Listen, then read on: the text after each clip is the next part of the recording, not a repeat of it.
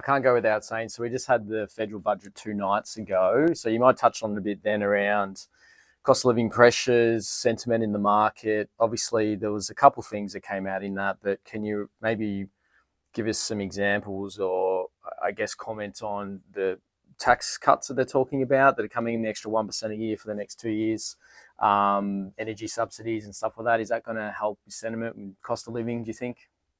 Ultimately, what is paying for those subsidies is tax. So I'd rather they just, for example, got rid of bracket creep, indexed tax brackets, and they wouldn't have to provide us a subsidy because we'd be better off.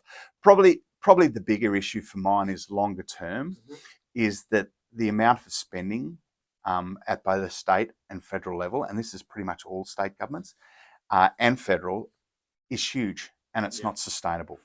It just means that for every dollar a government raises into the future, a larger portion of that will be on interest costs. At some stage, they will have to address spending, but no one seems to be politically capable of doing that at the moment. And it also means that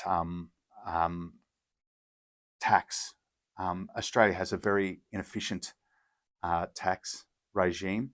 I don't need to talk to Victorians about all the inefficient taxes that have been put on Victorians over the last 5 years. Land tax, a vacant block of land tax, sales tax, payroll tax, all these things. No one seems willing to address those, and it is a problem. It's not a problem so much for this year or next year. It's a longer term problem than that no one's willing to address.